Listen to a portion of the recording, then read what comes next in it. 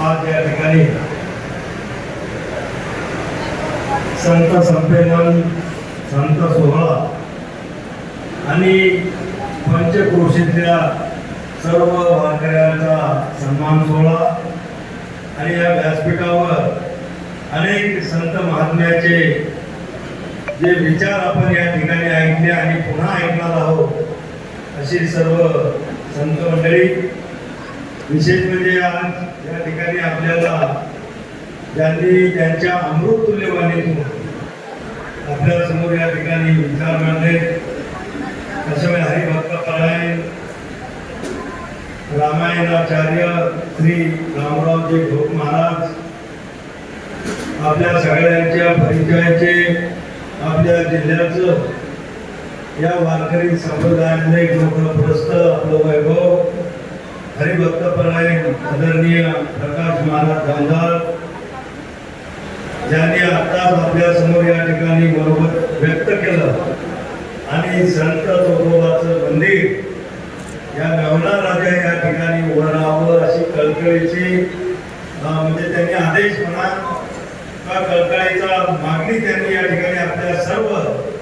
वारकरी संप्रदायाच्या वतीनं मांडली असे आदरणीय हरिभक्तपरायण संजय महाराज पाचपोर, आदरणीय श्री बालगिरी महाराज, हरिभक्तपरायण पुरुषोत्तम महाराज पाटील,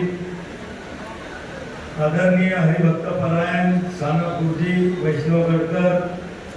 हरिभक्तपरायण अंजलीताई केंद्रे,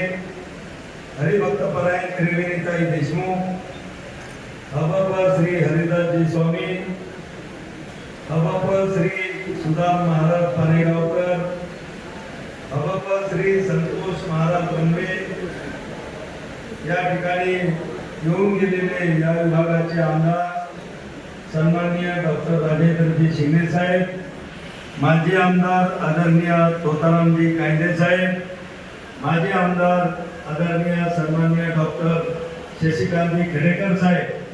सन्माननीय सर्व व्यासपीठ या पंचक्रोशीतून या ठिकाणी बऱ्याच वेळापासून या ठिकाणी उपस्थित असलेला सर्व वारकरी संप्रदायातील सर्व वारकरी मंडळी, माता भगिनी, उपस्थित बांधवांनो भगिनींनो माता, खरं म्हणजे मी आपला जास्त वेळ घेणार नाही. सर्वप्रथम मी आपल्या सगळ्यांचे मनापासून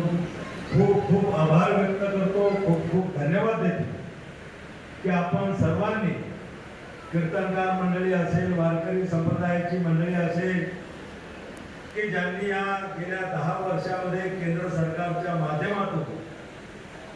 अनेक चांगली कामं झाली. त्यामध्ये अगोदर सांगितलं की 500 वर्षापेक्षाही जुना आणि आपल्या सगळ्यांच्या साठी अतिशय जिव्हाळ्याचा जो विषय होता तो म्हणजे श्रीराम प्रभूंची जन्मभूमीमध्ये त्यांची मूर्ती स्थापना आली होती. 500